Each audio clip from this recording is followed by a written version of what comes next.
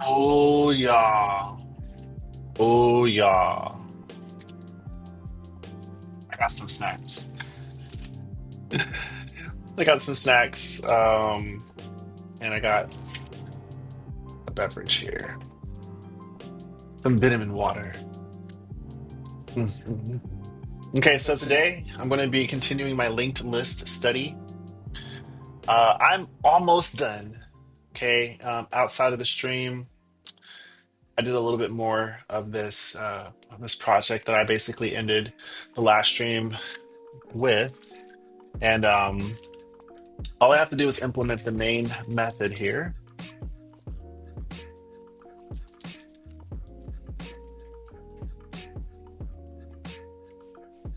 and then we're done. Okay. Uh, ooh, ooh. Why is this spicy? And why is it in my beard? Okay.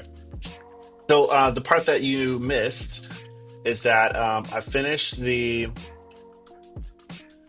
Okay, so I finished the visualizer for the circular linked list last time, and then between then and now, I got the factory stuff here.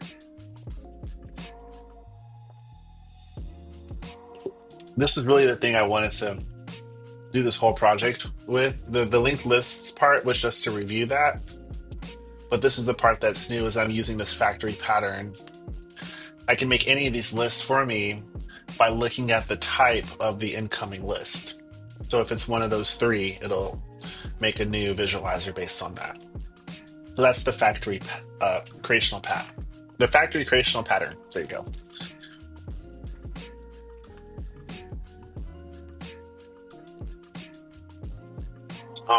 When I was putting this together, I had to go back and make a small change because if you look here, these visualizers, they have a method called visualize, and they all share the same linked list visualizer interface. But originally, what I had was each of these were returning a list of the specific type. I'm sorry, these were all taking in a list of, of a specific type. And I had to adjust this so that it can take in any of it has the interface as an incoming argument type, but we do the type assertion on the inside of the function. That way the method signature is the same so that they all share this common interface. That was a mouthful, but yeah, that's what I had to do. So that was interesting. Trying to figure out, so there's no like inheritance per se in GoLang, and I'm still kind of coming to grips with what that means. But what I'm learning here is like I can't explicitly inherit between interfaces, but what I can do is I can have things that have a common interface, so to speak. Yeah.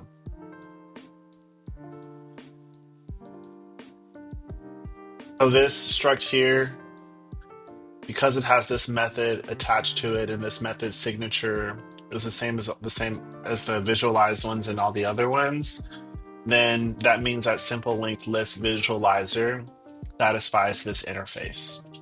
That's not inheritance, but that's like kind of serving the same purpose. It feels like a backwards way of doing it.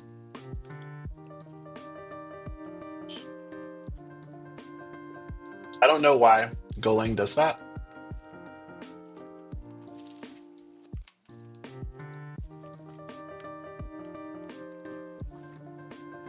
Um, let's do this too. Um, so I have some study guide stuff too. I'm just gonna put it over here on this so you can all see this. So when I finish that project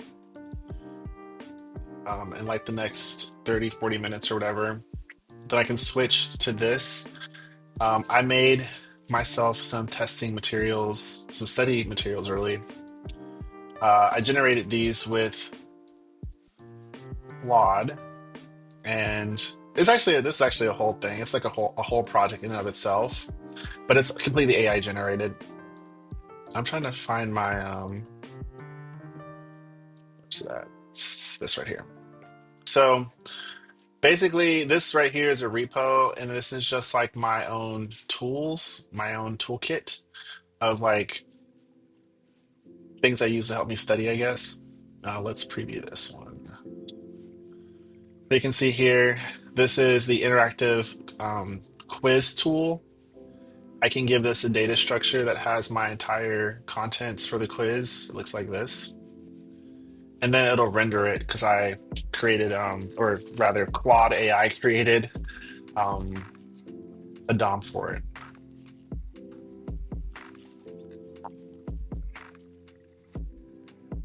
I just did a big restructure of it actually, so I should commit. Look at that, 33. My favorite number, 33 changes.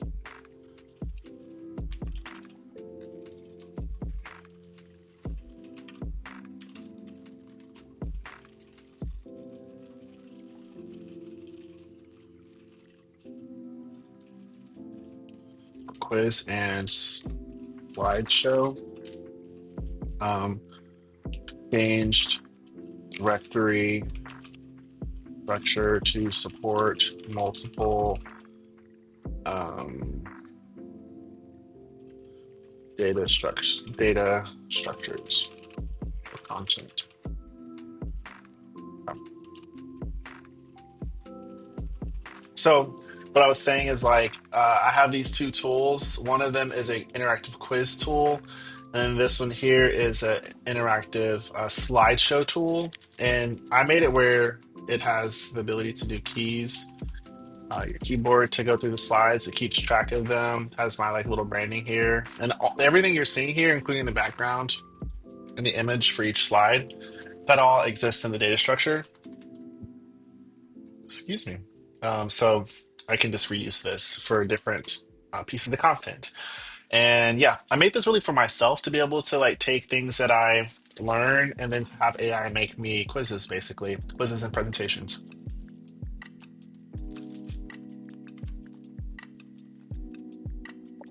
But we'll come back to that in due time. Okay, so we got to do the main.go implementation of our project here. And then once we're done with that, then for now we're done. We can just do the documentation.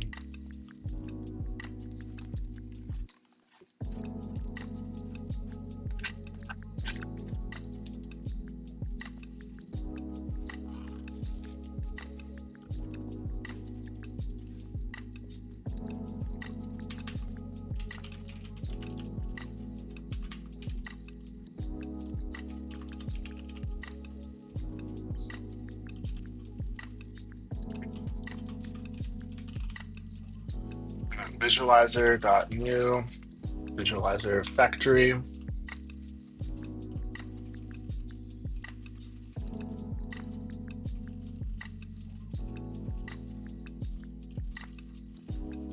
We're gonna oops, we're gonna do all of the visualizations in this main function. It's just gonna make our console full of strings, so we have to format this so that it all looks nice.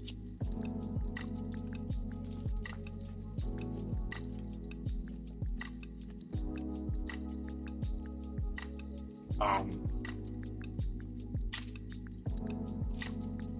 I think I can get away with doing one of these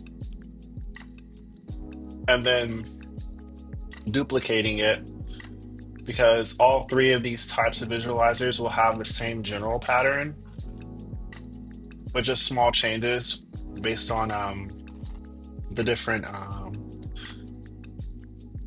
actually just based on the method we use to make the list and some variable names, I guess.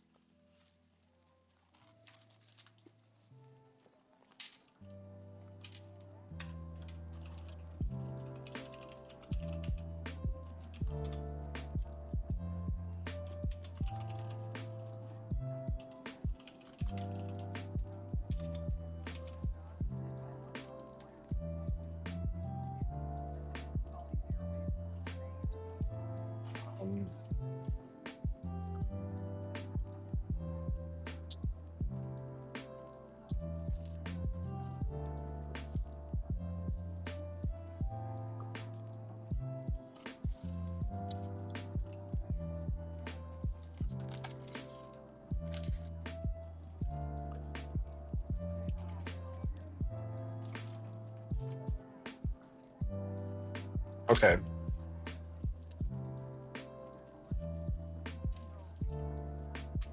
Man, I was rubbing down. That was so good. Why does food taste so good sometimes? It's even better when I cook it, but it's not too bad when others do.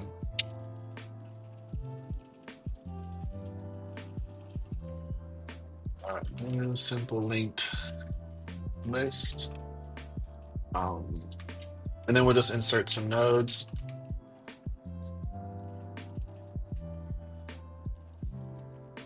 We can do this a couple times. And I'm using my keyboard shortcuts, so oh, command option left right. That's how I can change the windows. Okay. I like that. Okay. I keep forgetting that command. I'm trying to do it without my keyboard and it's just like really stressful. I feel myself going to my mouse anytime something is like not even like needing a mouse, but just like whenever I feel like lost or stressed, my hand immediately goes to the mouse. So I know it's faster. So I can take this line here and I think I can do command option or command, no, command shift, no. There's a way you can duplicate a line down. Yeah, so option shift down. Let's insert uh let's do 9 because I like the number 9. We can just change these numbers here. 5, 6, 7, 8, 9. Because 9 is 3 times 3, and 33 is my favorite number.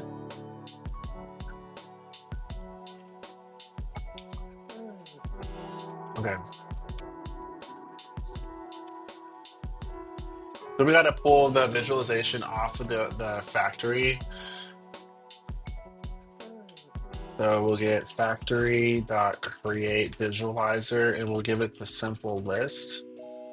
And uh, and we can use this and check if the error is as long as the error doesn't happen. So if error is nil, then we can do fmt.print line. We can just put the dot visualize simple list. Um,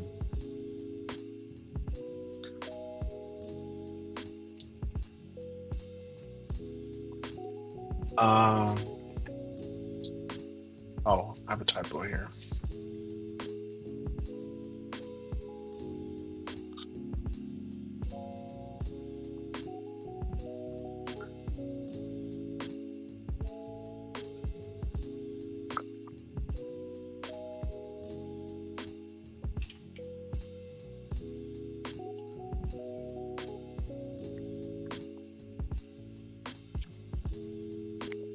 Okay, so let's go ahead and run this test.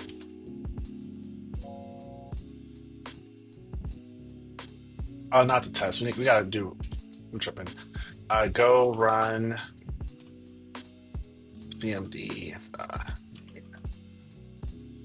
um, visualizer main.go.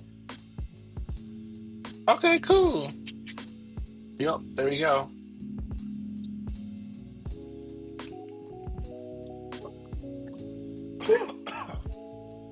The liquid went down the wrong pipe. Okay. So let's go ahead and do this for the next one. I'm just gonna really just steal this code, like all of this up to here. And then we'll just paste that in here. Oops, there we go. Because these other two are gonna be pretty much the same except for some minor differences. And I can do some macro level changes to adapt them. It'll be real fancy. Okay, so this one is going to be, let's just steal this word, simple, and then we can go across all of these. Um, actually, no, we'll have to do this first. This one's doubly. Um, list.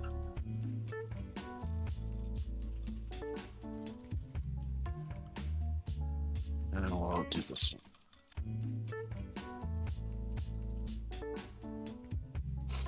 And then we can change this word here. Oops. So we can.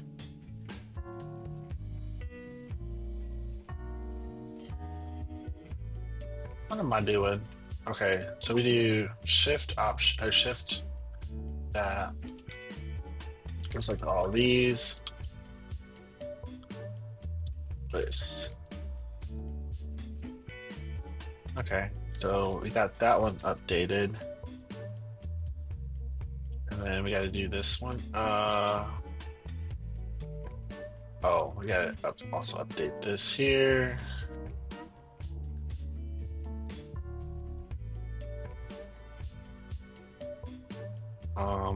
And then we can do Command Shift. Nope, that's the whole thing. I don't need that. I need Option Shift and B. Now we'll say doubly list. Okay, so now we can do. Oh, excuse me. So let's get this whole word. Oh. And we'll just select all these instances. It's going to do the ones that are capped. That's fine. We'll go back and fix that. Oops, I did that wrong. This should be circular.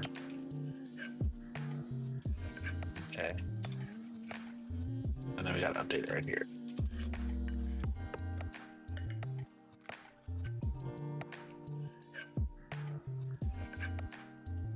Almost did npm run tests. Hilarious. Okay.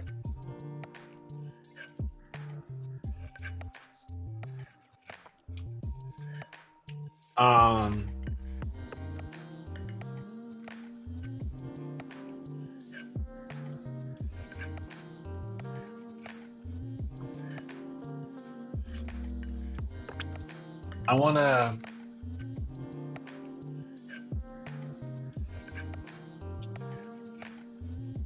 first head of list. Oh, do I still have a remaining console log somewhere? I think that's coming from circular ll.go. I have a console happening somewhere. In the visualizer. I have a console or a print happening somewhere. It's right here. Actually, we don't need this.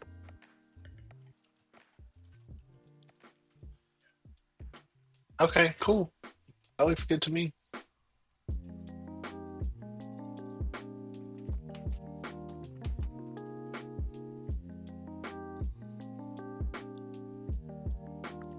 Okay, so let's go ahead and commit this.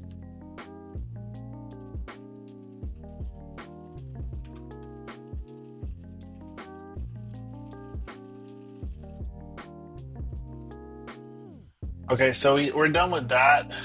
I actually am not going to manually write the README for this, um, because I have been keeping track of this entire project off screen, and I can just have that done for me generatively.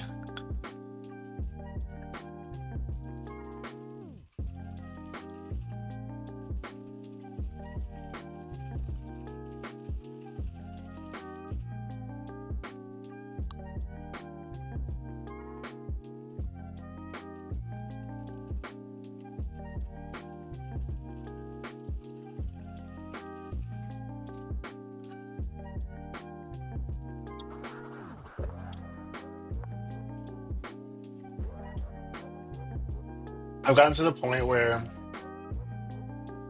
when I make my READMEs and stuff, I'm very particular to make them look really good.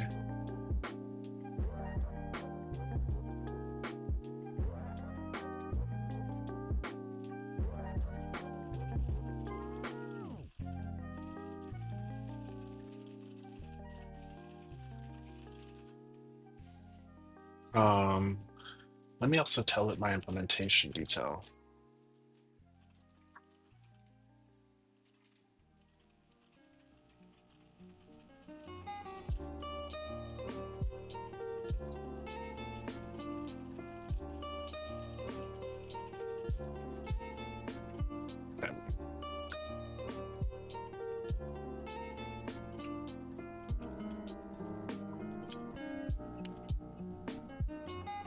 Okay.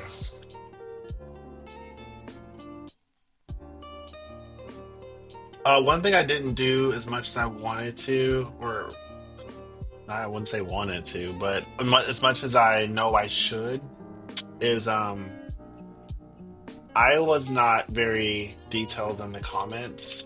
I think after I got through this first part of it, I became significantly more confident in my coding, so felt less of a compulsion to write a bunch of comments everywhere like I normally do. That's really my biggest driver, to be honest, is like trying to get away from that feeling of not knowing. So comments help force me to come to grips with things.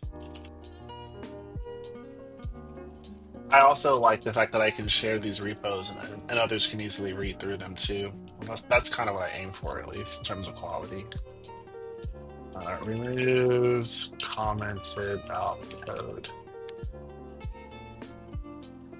Okay, so I just removed some like floating commented out code that I didn't need anymore. Okay, so here's our README. It's baked in process and now it is done.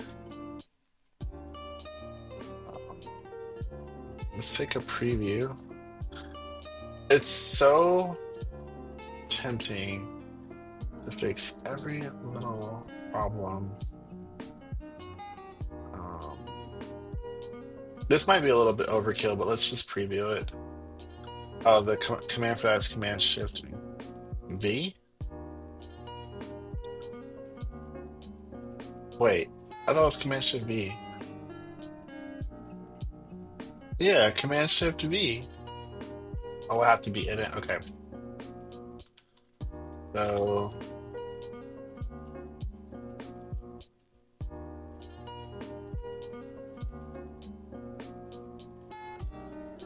okay, so this is nice. This is good. Um, I gotta update the link to the repo. I can just use this down here. Um, yeah, you don't want to leave.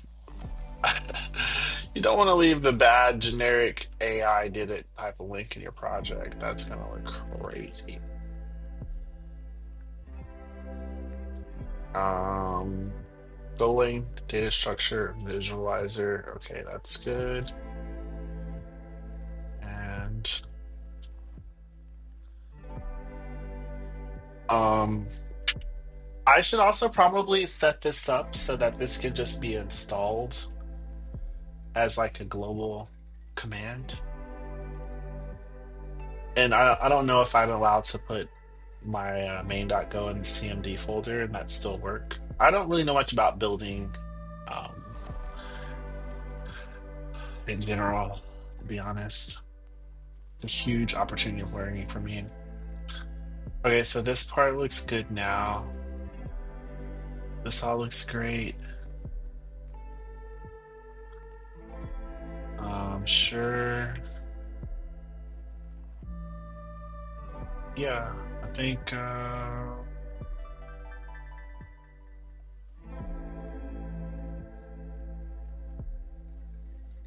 okay, so I think we're good. I just want to do one more thing, and I like to add an image to all of my repos. And I don't have one that's like already ready, so I'm just gonna use whatever. I have just like a ton of these images on my desktop. I'm just gonna use something from here. Um, I always have like some kind of like random. Um, you know what? Let's just use.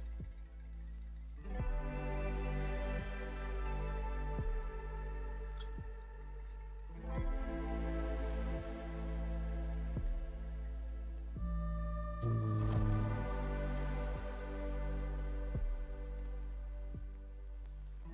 You know what? I'm gonna call it. Let's just use this one. Doesn't need to be perfect. Let's go ahead and crop this in.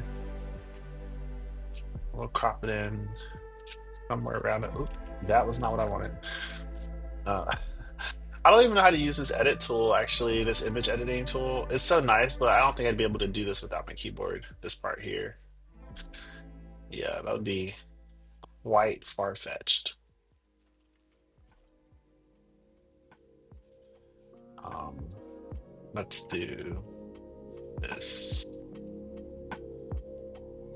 I don't like the thumb just kind of hanging out like that. It feels kind of sus.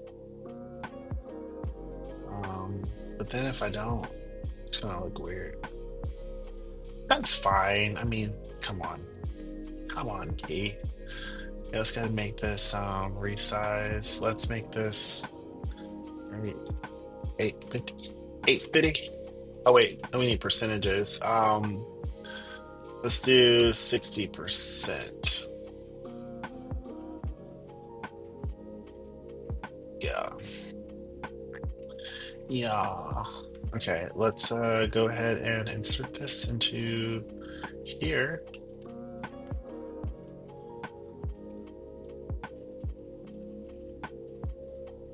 Oops, got that backwards.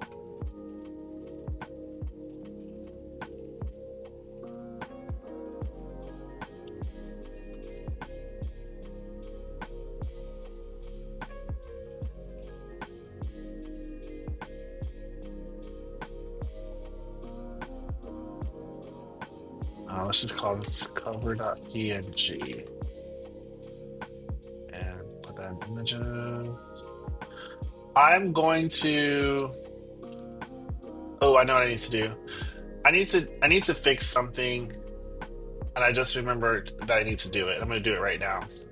Um, let's go ahead and get this cover image in here first of all, and then I'm going to fix something. Cover.png.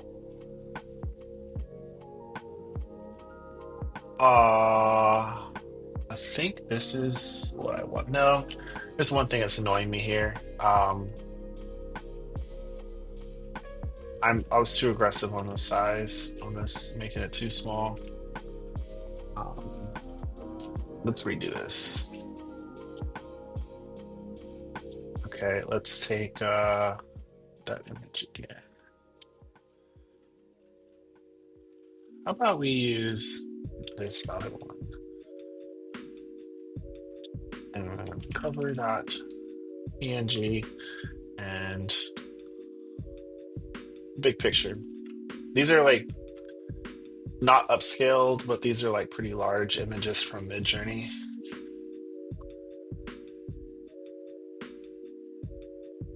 Okay. Yeah, so they're large enough for a wallpaper without being upscaled, so they're pretty huge. I think they're like a couple megabytes a piece. Let's do our percentage um, at 33% for this. And because I don't want the edges of the image to like be too far out or too far in. I want them to go all the way to the same width as whatever this is being viewed in. I don't know why I care about that so much, but it would annoy me otherwise.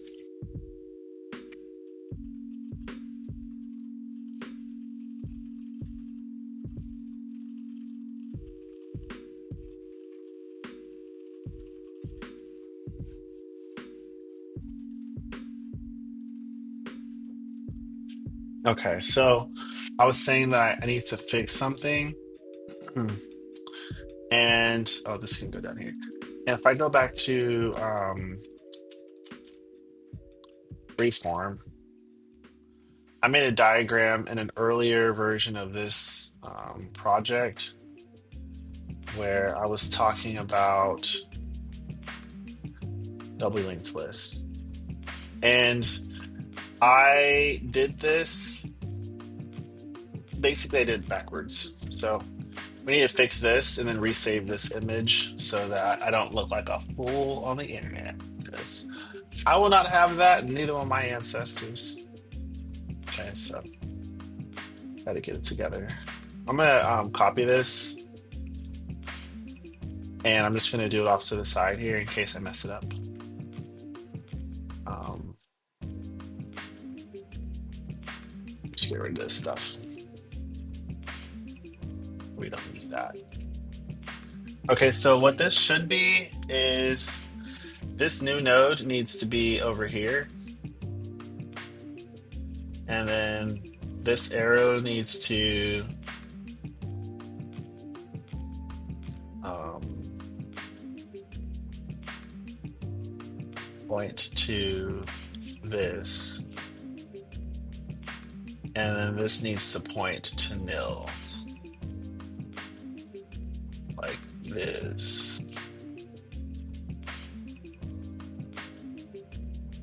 Yeah, so that needs to point to nil. And this really needs to go like that. Desperately. Desperately speaking. Okay, so. Yep. Okay, so. And then this is.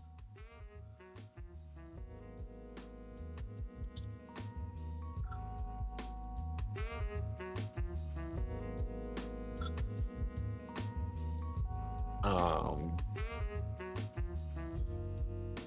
yep, into N1's over here.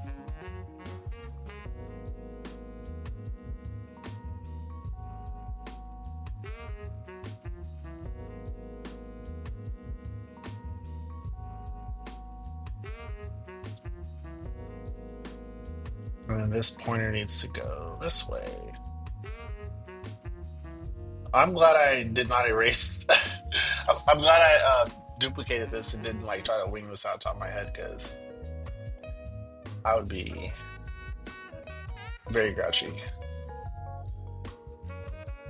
And it's late. It's like almost. It's like 9:35. It's almost 10 o'clock. Okay, so I think this is now correct. We want to put the head on the left side because we're really shifting. We're really causing the list to shift. So first in, last out. Well, I don't know if that word applies actually. Don't quote me on that. But I do know that this is the more correct way. And then after I do this, I'm gonna check in with Claude just to make sure. I really want to do it myself first. So I think this is correct now.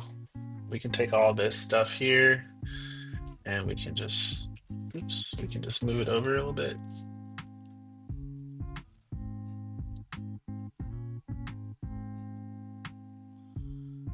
That's a little bit more nice.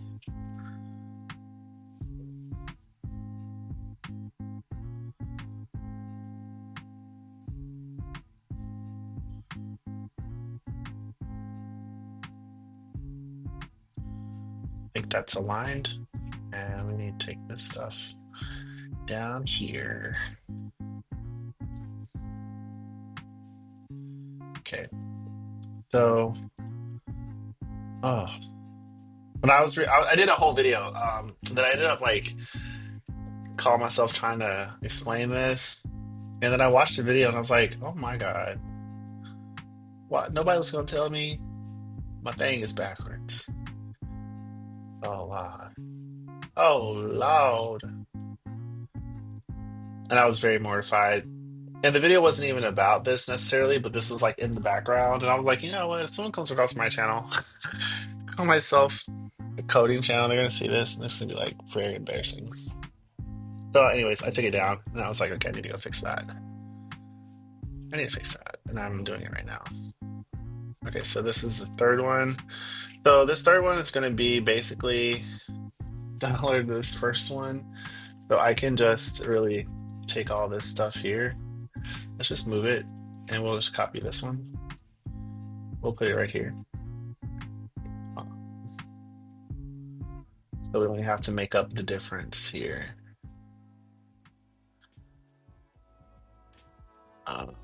This doesn't need to be perfectly aligned. So so this won't be the new node anymore. It'll be this thing, which will be here. N2 is over on this side, nails on this side. This arrow needs to be over here. It needs to point this way. This arrow is over here. It needs to point this way. And then we'll just get this stuff realigned up. Okay, oh, no, okay. I think that is... I'm gonna zoom in. I just have to. I was gonna say I'm not going to, and then I started to do it, and I was like, you know what? Let me even just not say that because I know I want to. Okay. And it needs to be lined up with this here. Oh, I think I see what's happening. This is not the same alignment.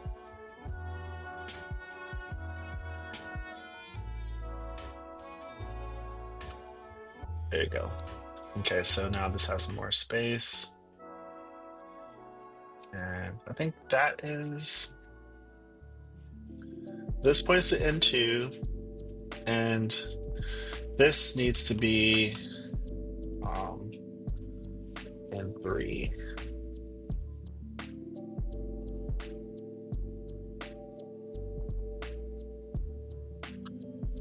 Let's put these... Yeah, this is fine.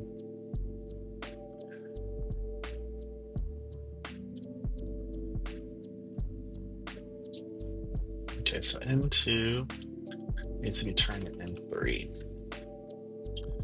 Okay, so let's just go through this and double check.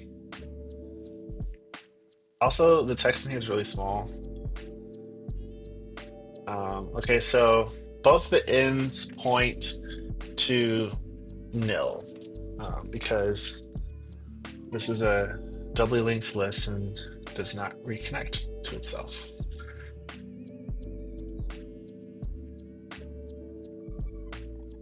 Oh, puppy is up. I think it's time for a potty break.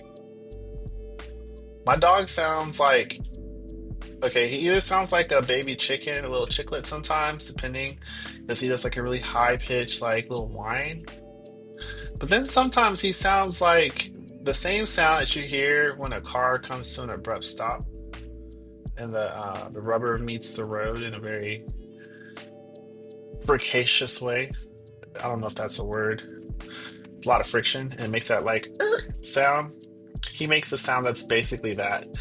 And it's very funny because it actually does its job in getting my attention. But it makes me laugh because when I see him, he's so cute. And all I can think is like, You sound like a car coming to a stop or like somebody's Jordans skidding on some linoleum. It's like evolution did this to you, poor creature. Your ancestors were respectable wolves in the wild, and now you just, you sound like rubber and asphalt. It's crazy. Nothing in nature could have expected that, right? Okay, so this is good. Uh, this is good for now. So I'm glad I did this. Now I can take this. I don't even know how to export images in this software, to be completely honest. So I'm just gonna do this for now. I think I can save it as a PDF, but I ain't doing all that. That's my answer to a lot of things in life. I ain't doing all of that. Either I ain't doing all of that or I'm not reading all of that. This is like my reaction to a lot of things in life, right? They say that people who are the smartest are the laziest, and that being smart is just a consequence of adapting to not have to do stuff. So therefore, you have to find a more efficient way. Long story short, I ain't doing all of that. Okay, so we updated our graphic. Let's go ahead and commit.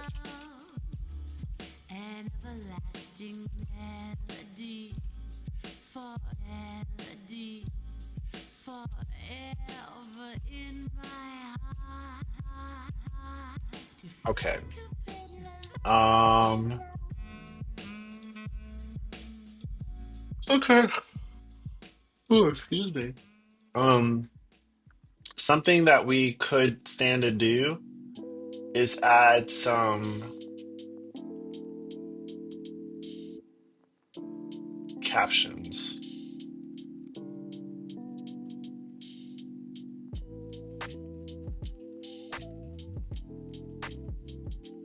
I just accidentally added a tiny dot in this, and it saved. Now there's a dot, and I guess I have to draw another dot above that dot. Oh wait, no, I can just, yeah, I can just undo that. I can make sure it doesn't get staged, I guess. Command K, we're in Zen mode. I just forgot that. Let's go here and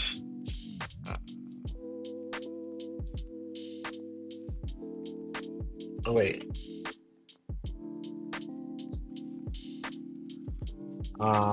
What happened? Good status.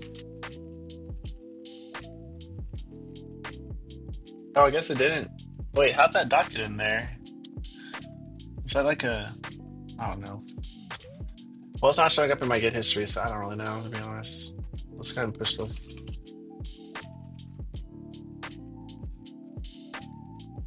Okay. So, I think we're good on the diagrams. Now, these diagrams don't say anything caption-wise. I can add text with this, can't I? I'm not gonna worry about it right now. I'm just gonna make that executive decision. It's a worthy goal, but it may not be the best use of my time right now. Okay. So, um, okay, I have two things that I need to do or want to do. The first one is I need to make a post on LinkedIn about this repo that I just finished. Um, but actually, no, I don't need to do it right now. So I was planning on doing an article, and I think this will be my article, will be about this repo. And maybe these diagrams will be useful in that context. So we'll have to just see. But I'm excited to do that. And then the other thing I want to do is I want to do like a little bit of a study session. I mentioned this at the beginning of the stream, but I'm going to work through this. I'm going to take a small break, however, first, and then I'm going to come back and do maybe like 15, 20 minutes. Just a quick skim through. And then I'll revisit this again in the next stream as well. Okay. So don't go too far, but if you do, make your way on back to the wolf pack. We'll be right here where we left off. I gotta work on that. Anyways, I'll catch you in a little bit. Don't go too far.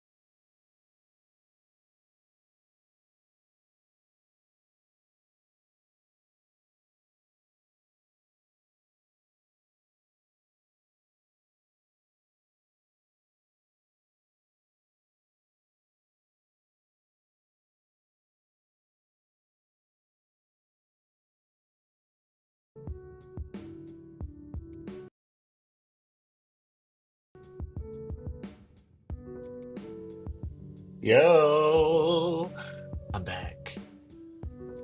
I'm Miss Hack. I'm here. And you're here with me as well. Okay, so if you hear like a loud squeaky sound, it sounds like a car coming to a sudden stop. That is my puppy. There's not a large SUV in my house ripping the runway. It is actually my almost 19-week-old puppy going, "Arr," trying to get my attention to go. It was great because it is bedtime. I just took him out to take another potty break. I do about two or three of them before he actually goes down fully for the night. And doing so comes at the cost of slightly conjuring up his energy because he just wants to be outside, especially with all the leaves and the crinkling and the things floating in the air. It's a wonderland for him. But not at 10 o'clock at night. We'll save that for another time. Okay, so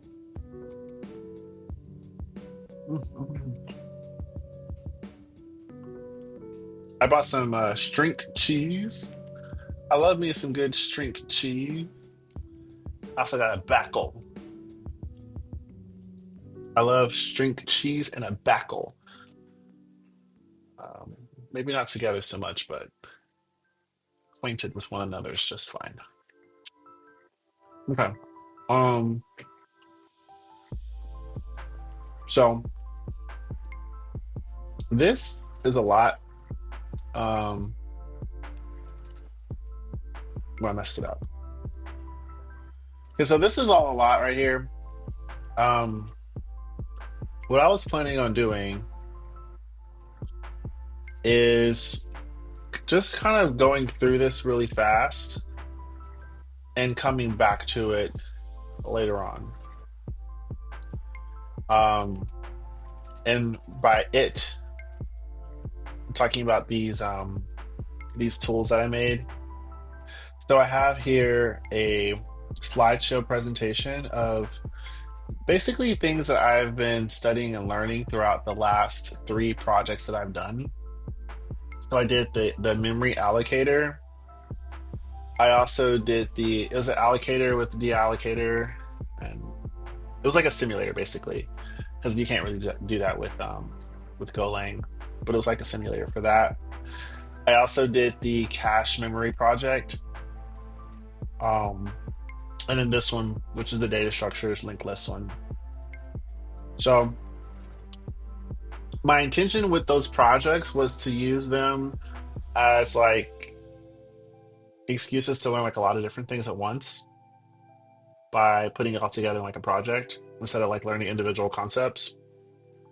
But they were like, some pretty specific concepts underlying all of that that I wanted to study and learn and improve my understanding on through experience. So I made this presentation for myself to look through based on the notes and the artifacts of that of those projects. And then there's an accompanying test that I generated as well. I generated both of these using Claude, and there's a data structure that these both use. And I can just adjust the data structure, and I can use this for other tests and stuff in the future, other tests and presentations. So this is really just a slideshow app that I created, and this is a test app, and I'll just show you. It's fully featured and everything. So I'm going to do this in the stream because this is the part of my study process. And then I'm going to take notes here because while we do this, I'm going to actually have Google and Claude open to help me.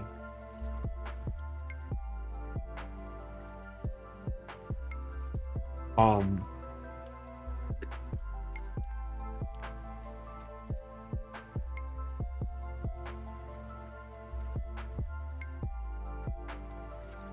you can see here I have all the artifacts or the sessions I've had in this project. I'm keeping a summary of every session I have, or every meaningful one, so that there's some memory in here.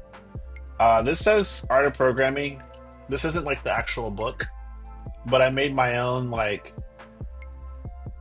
manifesto of like concepts and things in the spirit of the art of programming, so that whenever I am working in this project in Claude, that's like some provided context for the approach that I want to take to how I'm learning GoLang. I want to learn it in a way where there'll be plenty of transferable pieces of knowledge that I can take with me to other languages, basically.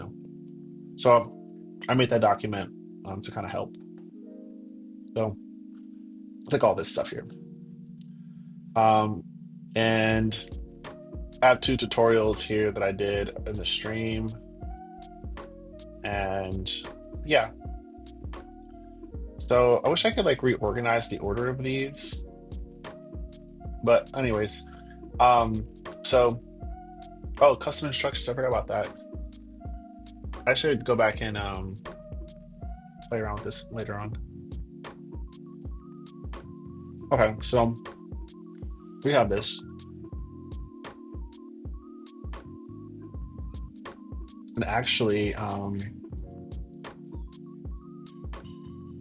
no, that's fine. I'll just start a new session for whatever we do here today.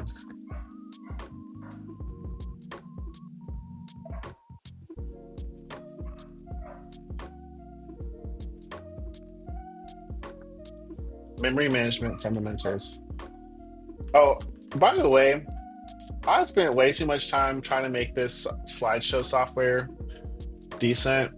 Um, I spent too much time trying to do it. I actually made a whole repo. I think I talked about this at the beginning of the stream. Um,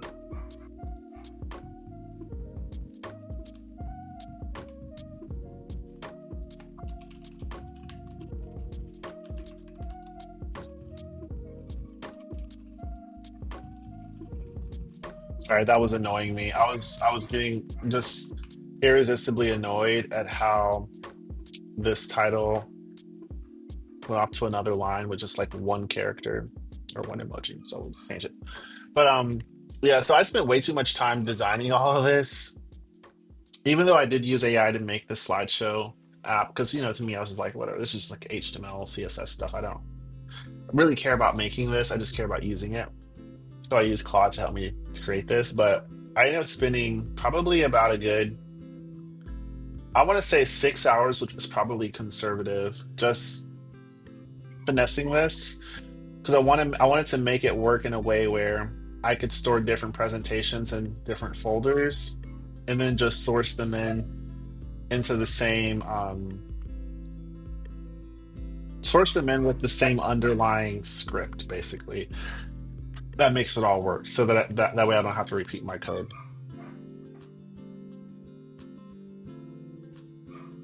I chose to not do it in React because that seemed like overkill. I'm not looking at this as like one big tool. I'm looking at this as like lots of really small, quick to make HTML web page interactive tools. Maybe later on I can refactor all this into like an app, but we'll see. Um,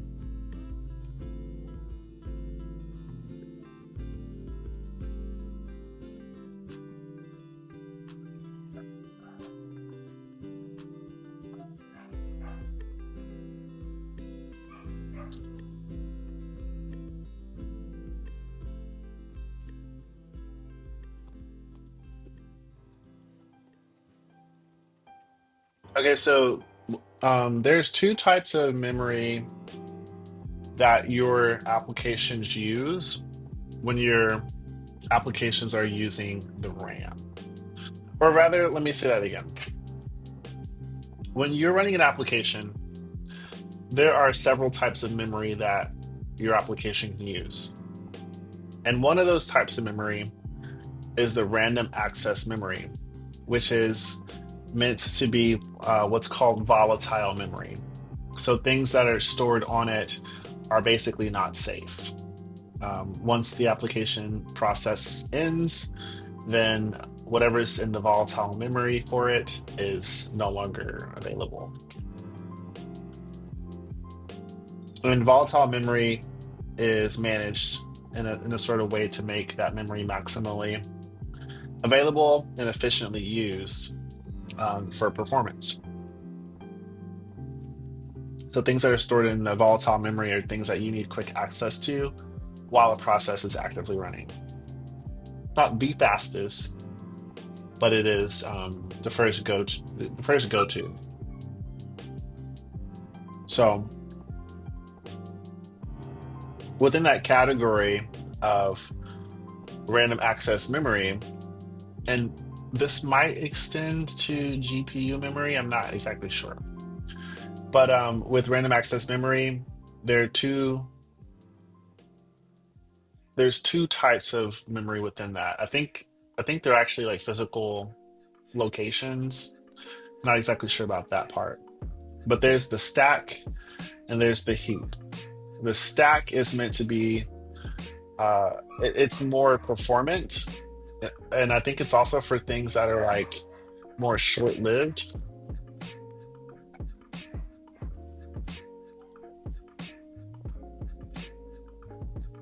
And there's the heap. Um, the heap is slower and it's meant for larger things.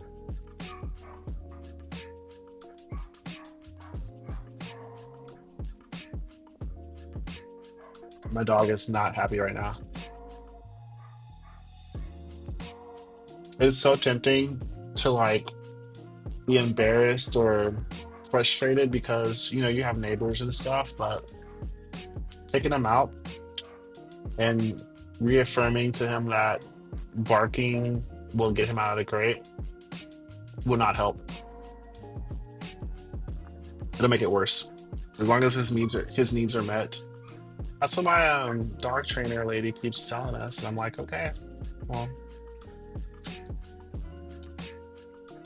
we'll see. He does fine most of the time.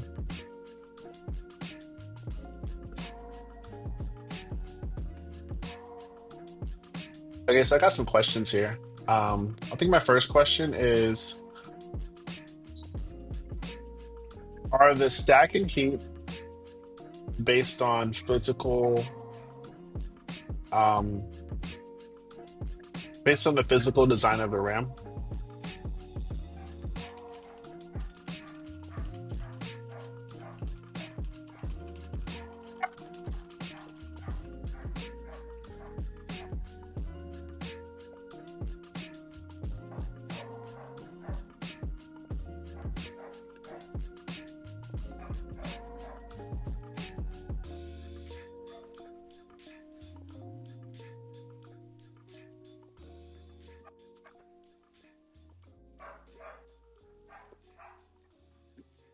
Okay, so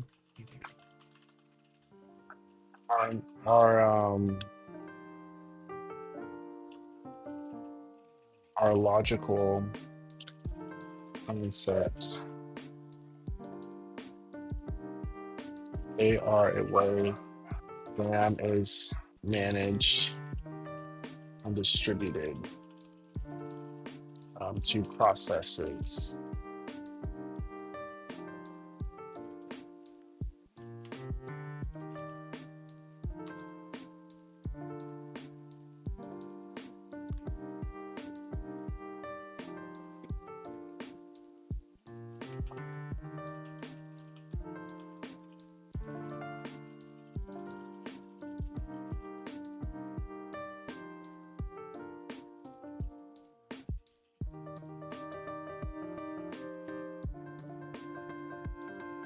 I'm not going to spend too much time whittling into the details.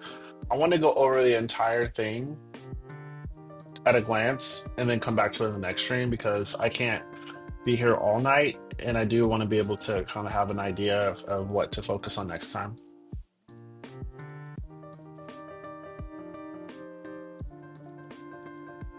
Okay.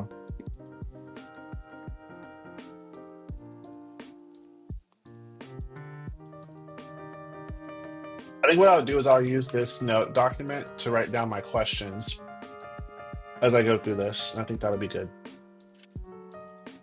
Um, So fast access and deallocation. Implementation example. Um, okay.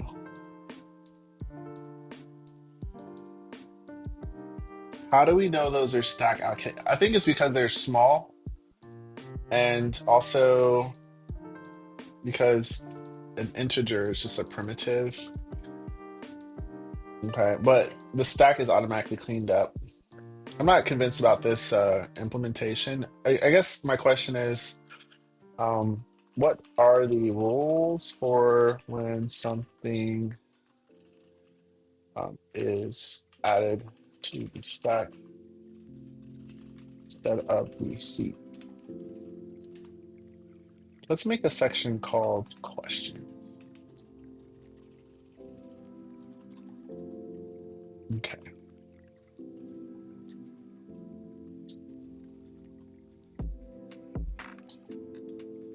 Okay. Let's move on. All right. Dynamic size allocation, global access, garbage collected, um, are both stack and heap garbage collected, and what are the differences in the rules? I guess this question here is particular to GoLang, um, because some languages don't have garbage collectors. Um, okay, larger objects, shared resources. If something is referenced, if something is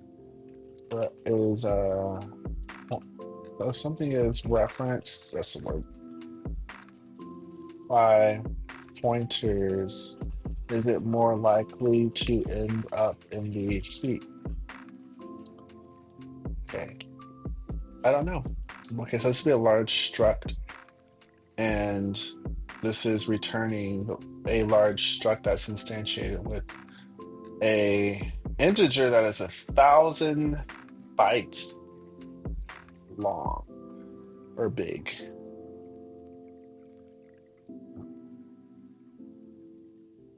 And this is a JSON map. Um,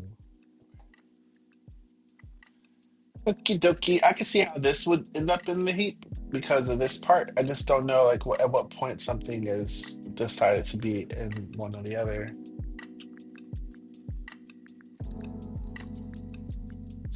So at what point during runtime or compile time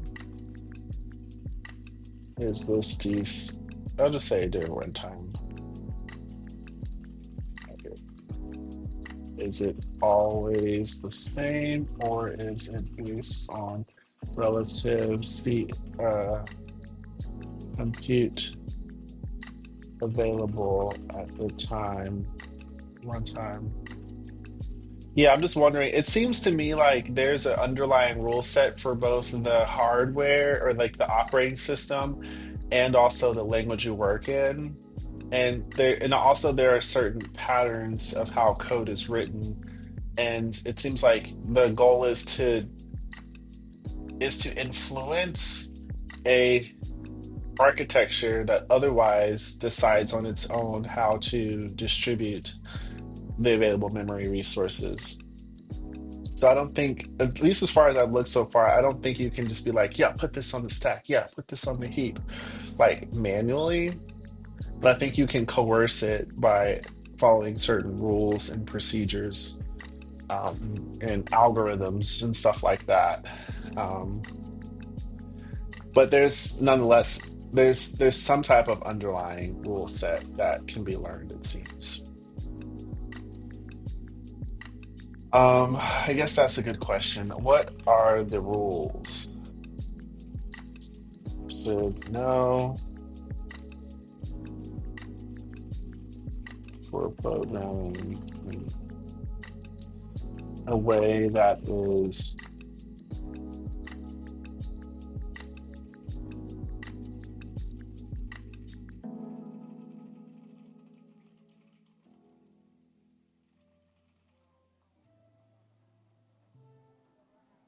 I should be specific. I don't want to say like as a GoLang developer. I want to say like for me, my goal is to I want to make multi-user servers that can be used for games or gamified experiences. So let's just say low latency doesn't really matter to me at this point. Um, multi-user distributed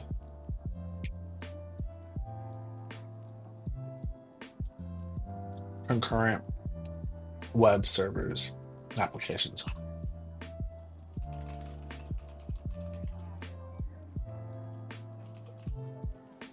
Multi-user.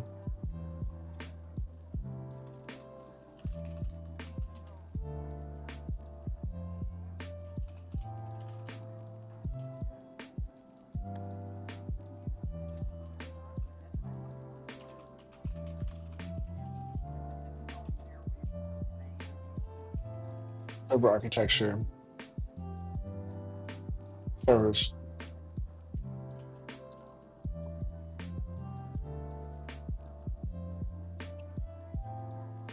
You know, my favorite thing about string cheese, by the way, is that it's like a food that also keeps you busy. You know, it's like you can't just eat it, but you have to do something about it. You got to pull it apart. Most food, you just eat it without thinking, you know? Then before you know, it's gone. But string cheese requires some effort, at least to do it right. Okay. So, um, okay, great question. Memory leaks are interesting. For whatever reason, just had an epiphany this week. Like, memory leaks are not as esoteric and whatever as I thought they were. Now, that's not to say that they're easy to like find, but I always thought that memory leaks were something that only could happen or exist in like the most low level, you know, metal type of programming. Turns out that's not true. There are tons of things you can do that cause memory leaks, um, especially when you start working with data structures, especially with Go routines and things like linked lists and stuff. And especially when you start transforming those data structures. Yeah. I need to learn how to use the profiling tool. I'm making another section here. Let's call this next steps. I think a more immediate goal for me is to learn how to set up profiling tool. I need to revisit that. I did it once and it was like my first time. It was in that was it the allocator memory allocation tool for a repo that I made to analyze it.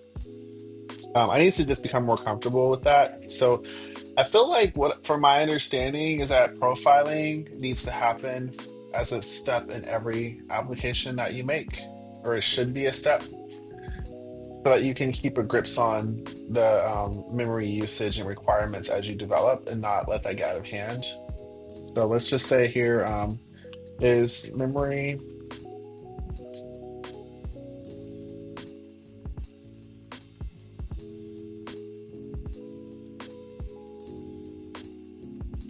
Because I feel like if testing is important, then if testing is something I should do for everything that I make, even my own projects, then memory profiling should definitely be as well. Because I feel like it's just as important. You can't use an app that won't run well, you know.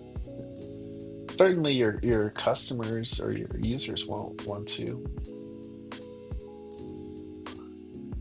So this memory leak prevention stuff, this is something I think I need to still learn more about. I Hmm. I understand preventing memory leaks or how they work with with specifically with channels. Um,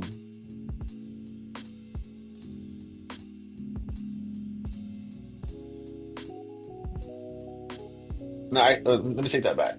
I know memory leak stuff specifically when it comes to floating references that exist without being actually accessible.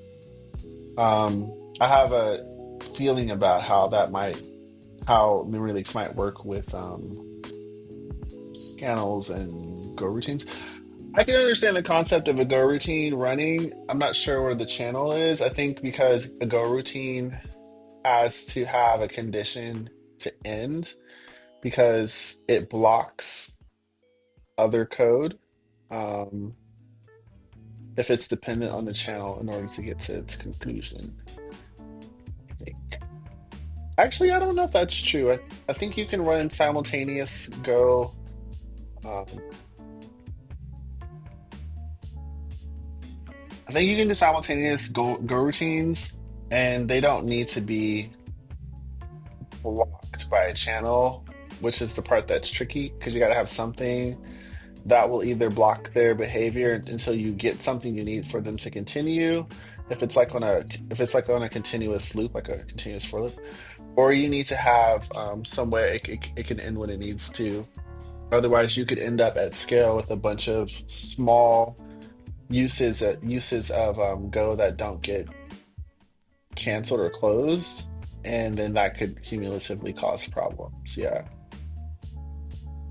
I think a lot of these issues with memory are just issues at scale. I guess one thing I need to know is like how can I um or what's the best approach for actively monitoring performance? Is it the profile? I feel like I need something better than the profiler because the profiler just seems very arcane. So I'm looking for any sort of GUI tool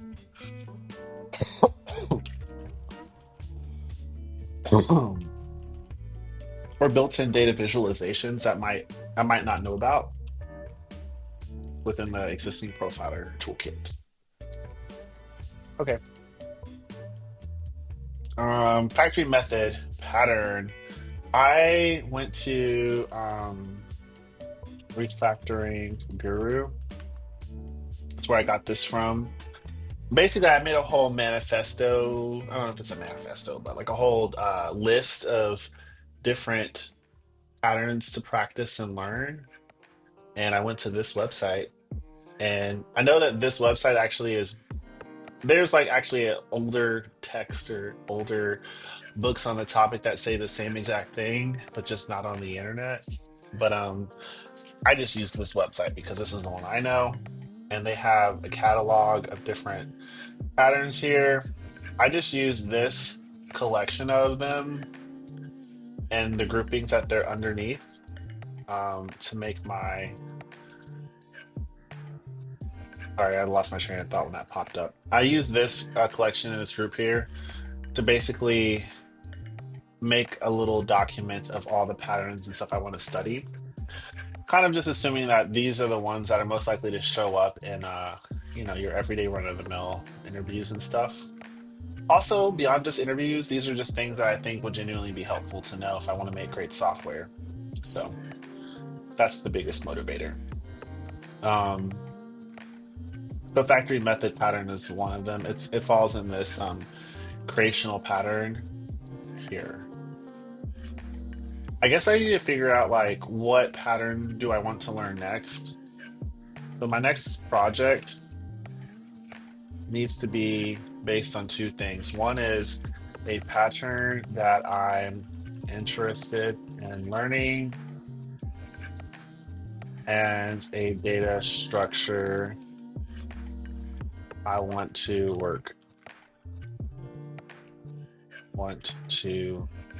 learn. Let's say practice. So a design pattern I want to practice, and a data structure I want to practice.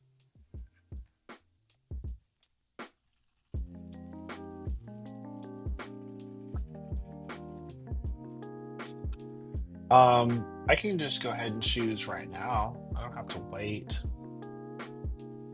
Let us say, um, oh, we got more down here. Okay, let me think about this from the perspective of wanting to make a game. I think there's a command pattern. Um,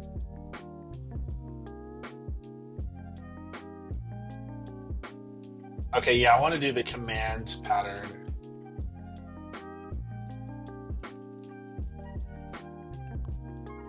Um, let's just take this text here and paste that in there like that. And we'll highlight it with yeller. Like how I yelled that word out there like that. Okay, let us do the yellow first, and then we'll make the text bold. Ooh, what did that do? That's not what I wanted. Oh, shot to be tripping. Oh, let's do it like this. Don't include the bullet. Okay, can we bullet it now? No? Didn't work? Nope, didn't work. We just do HTML, I guess. There you go. Okay, so the data structure I want to learn.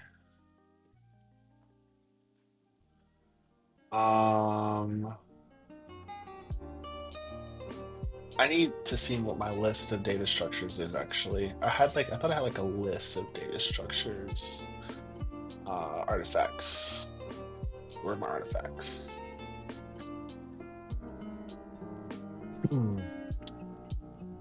Go design patterns. I think I put it in this document. Um,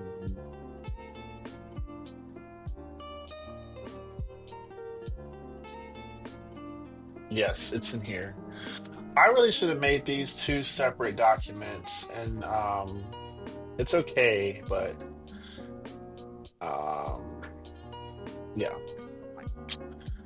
So the data structure I would like to practice.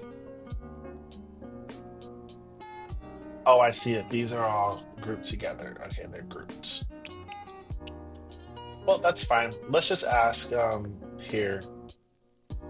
What are the top data structures would need to know to work to make a multi-user game server? Let's just say game server. I mean, I don't want to make like an MMO server, but let's set that as the standard. I'm thinking a server that will allow for a two-player card, a two-player turn-based combat simulator type game. Except the player uses cards to battle and can have an inventory of other items and accessories to augment their one card character per match. Oh, you know what I could do? I made a. I go to eraser.io.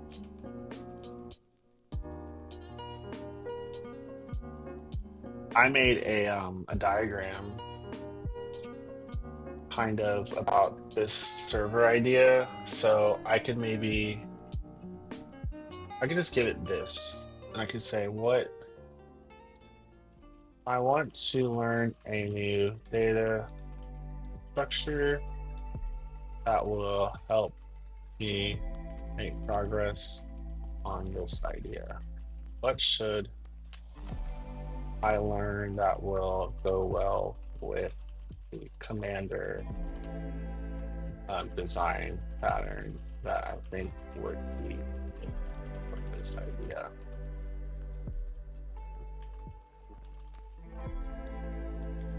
Okay. Let's try that. This stream has been going on for almost 2 hours. We're at an hour and 53 minutes. This also is my third time streaming tonight because the first two, the first one, I had a terrible intro and I had to redo it. And the second one, I didn't realize that I hadn't reconnected successfully. I was looking at a preview version of my stream and I just kind of went off to the races. And yeah. So, but in total, I've been streaming since 8:30, and it is like 10:38. No, no, no. I started at 7:30. So yes, it's been 3 hours. Okay, so let's see what this says here. Okay. So how about we combine these?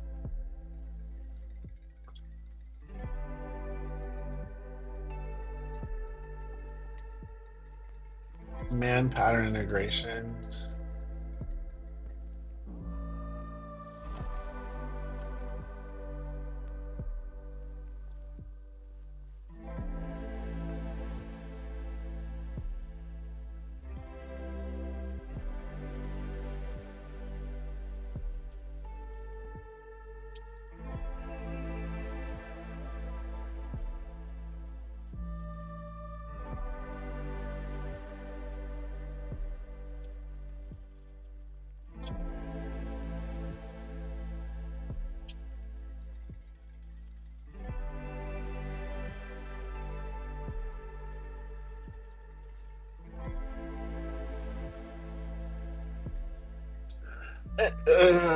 TLDR, I just basically told it this is too much. I need you to simplify. Give me one thing, please. Okay. Priority queues. And you write up a description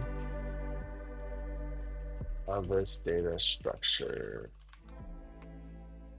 And I don't need to do like a gamified whatever. I just want to make sure I capture the concept of the data structure.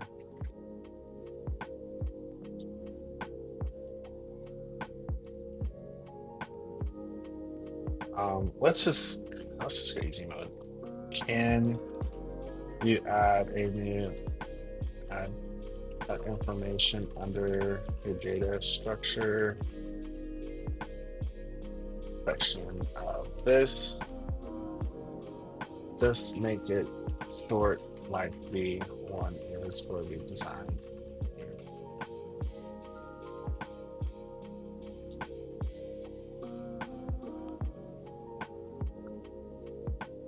Okay, here we go. Thank you. Wasn't that hard? Was it?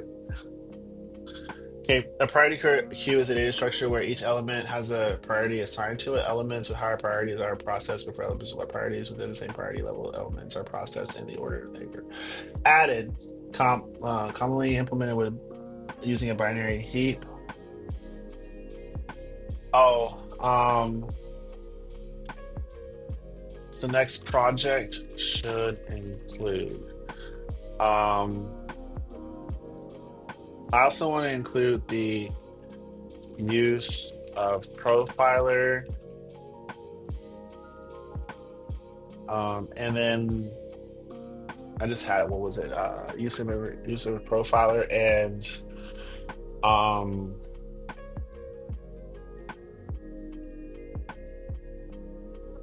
there was one more thing. What was it? Use of profiler. Oh, and big O notation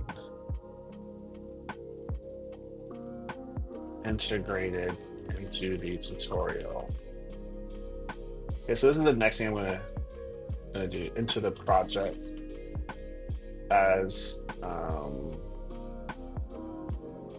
something that can be tested or visualized. That's like a stretch goal. Let's just say stretch. Okay, so this is like a basic idea of what I'm going to try to do in my next project. let's go back to this now. I think we can move on. Singleton. I didn't learn about no singleton, did I? Um,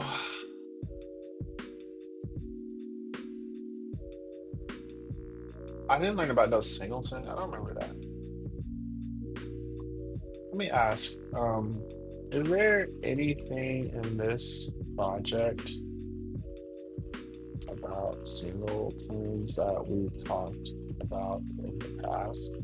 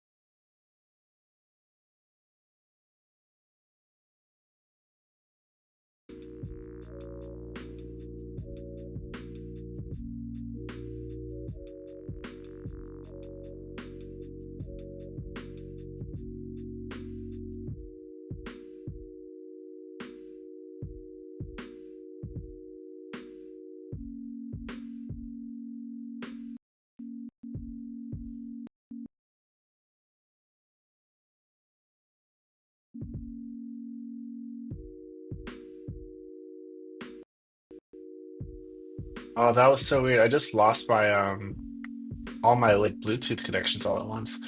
The police must have some type of machine that like knocks out wireless or interferes with wireless communication because that literally happened at the same time. I heard this police officer just tapping his sirens. Well, they're after somebody. Somebody's having a bad day. Okay, so this is saying that it doesn't look like we talked about it in depth, but it was mentioned. Uh, this is before.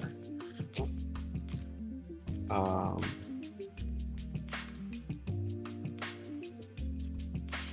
timer system. No, I don't think we ever talked about this singleton thing. I don't know how this ended up in my. Maybe that's the sign I should learn it. Um, um actually, no, I'm not even gonna stress myself out. Let's go in here and find singleton pattern. Pattern. That's how you really say it. Singleton pattern.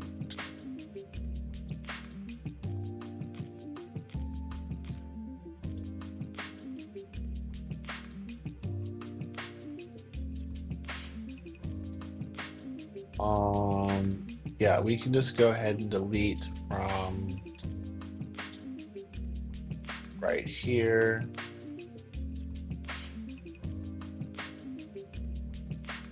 I think we can do it from right here to right here. I think that fixes it. Let's refresh.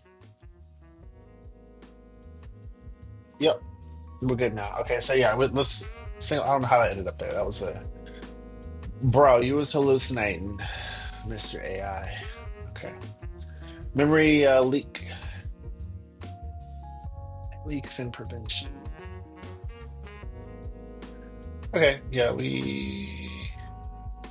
Oh yeah, we are gonna put this. Wait. Did I delete the wrong one? I must have, because that's still there.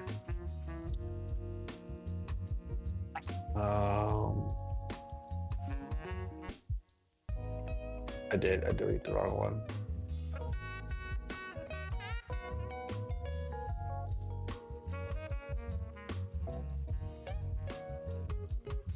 Yeah, this needs to go all the way up to here. I was misreading the data structure. My bad. So let's try this again. Okay, so black red trees. This also doesn't need to be in here. I don't know how this ended up in here either. But that's okay. I'm glad I looked through this before really committing to study. That would have been really annoying. So I think what I'm gonna have to do is I'll just make it my first objective during my next study session to um, finish working on this. I don't quite have an idea for how many slides would make sense for any given presentation or slide deck. Um, I feel like somewhere between 5 and 10 makes sense because I don't want these to be too exhaustive. I'm gonna end up taking a lot of notes on the side anyways. Um, so maybe I'll come back and I'll just say, hey, can you add some more context or, or some more slides for this? I'll worry about that a little later though. Right now, um, I'm gonna take this quiz and I'm just gonna fly through it and see which ones I get right. And then once again, this will be a thing I do in the next stream too. Okay, let me get a bagel and then I'll do this. I'll be right back.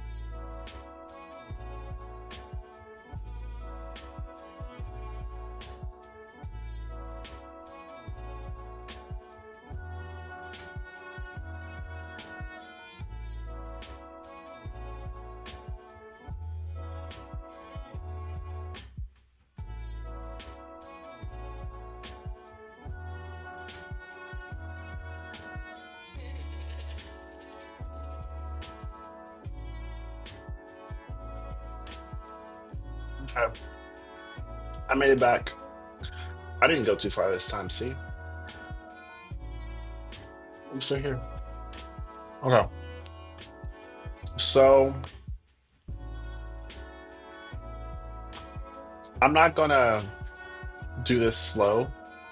Literally, just gonna try to blaze through this to get a rough idea of whether or not this is even worth using, and also to kind of take down some notes here, just some quick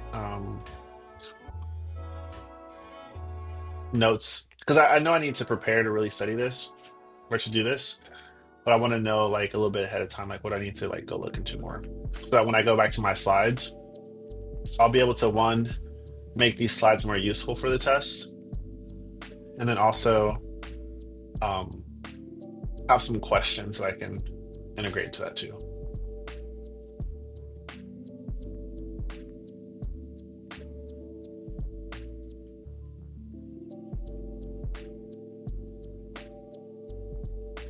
I know that one. It says, which of the following best describes a higher order function? It's a function that takes a function as an argument and returns a function.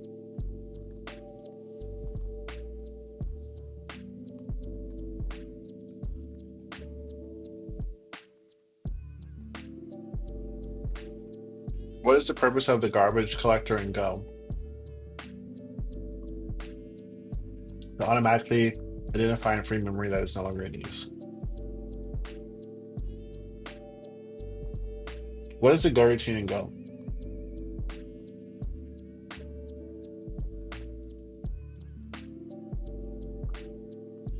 This is a lightweight thread managed by the Go runtime.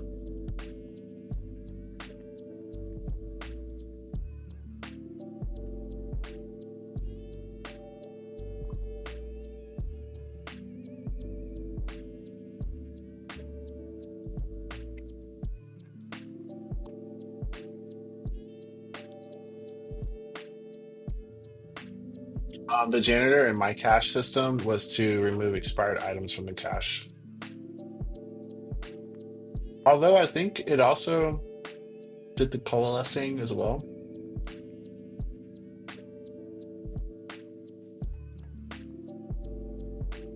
Hmm. Maybe not. Maybe that was like a different thing.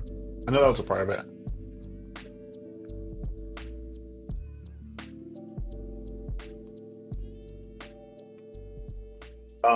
A declare to declare a slice.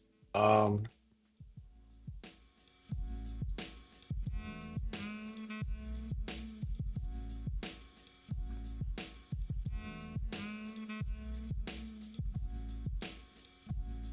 so if I'm getting all these right, um, also I need to come up with like a better theme because this theme is not distinct. The theme for the code blocks is not as nice as it is in this little app. This is so nice. This is like, eh. To defer, um, yeah, allows you to have something run later, right before the return. So you can write it at the top of the code.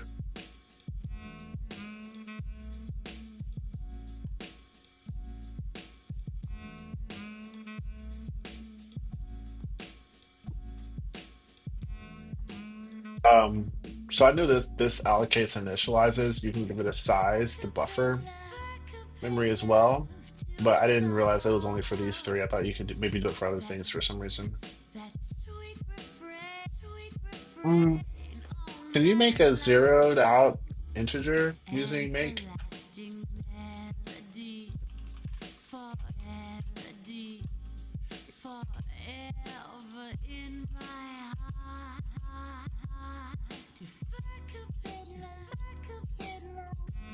Hmm,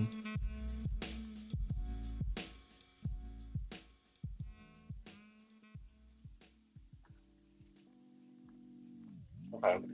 'Cause that would be weird. I'm glad I asked.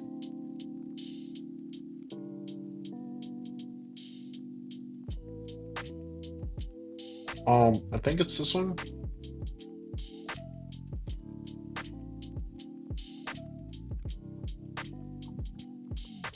I don't know recover function yet. I haven't gotten there, but I knew the panic part.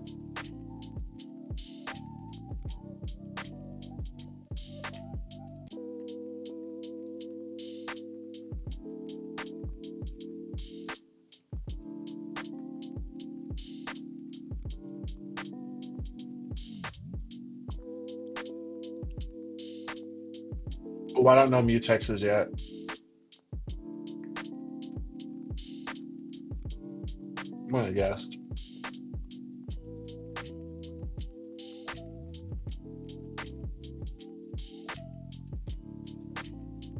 Okay.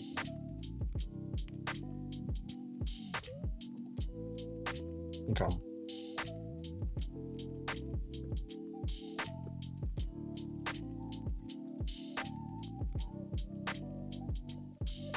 I'm so glad that I'm in black and white because me eating this bagel is a hideous sight. But in black and white, somehow it seems less offensive.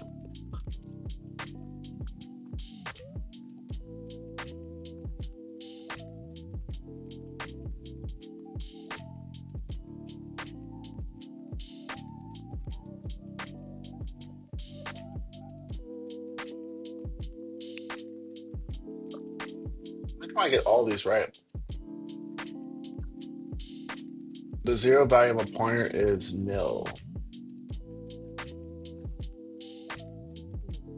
On a nil slice. Ooh. Ooh, I don't know. Length on a nil slice. Um,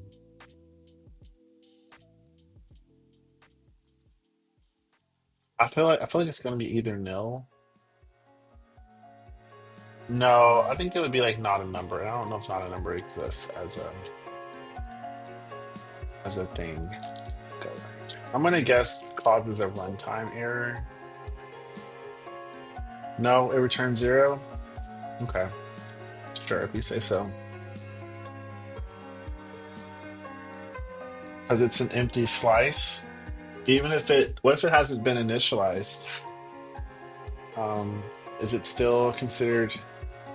I guess it's a slice still, even if it's nil, it still will be a slice.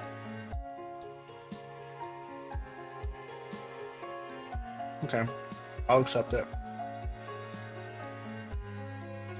Right now I got a 75. Well, I got to do all of them, but 75% so far. Oh, I don't know what iota is, but I'm gonna guess. Okay, I guess I'm not gonna read it though. I want to think of it later on. Yeah, I'm gonna go later on. What is the method in Go? Um, a function associated with a specific type.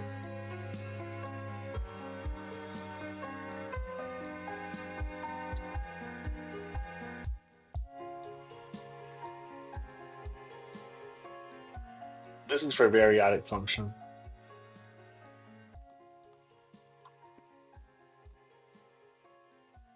Um,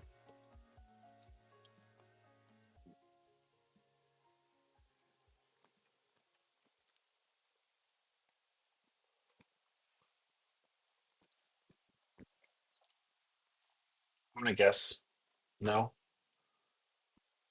Okay. Oh, um, so I need to study. I need to learn the iota stuff. I'm gonna keep that in here.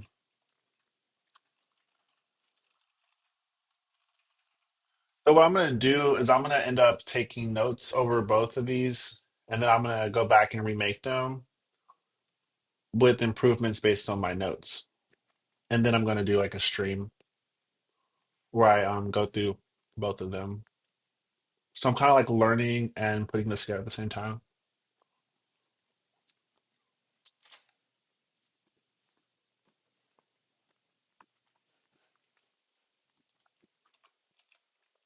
Um, yeah, iota. That's a cool name though for something.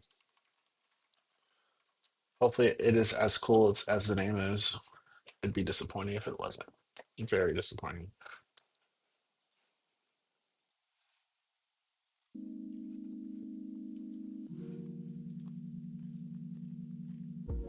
Um, Also make versus yeah.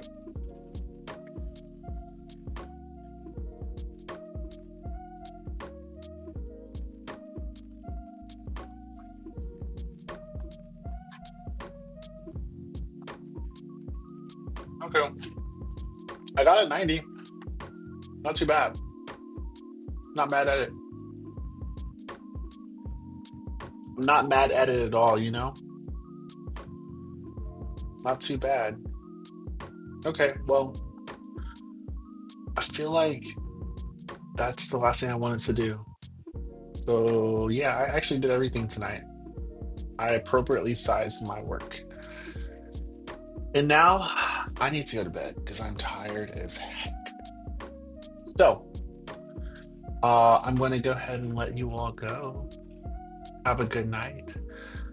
Thanks for coming by, and I will catch you on the flip side. Don't go too far, but if you do, you can always come on back to the wolf pack. I'll be right here, just where you left off. Extra boring, as always. I'm Key, and this is Primitive. Adios.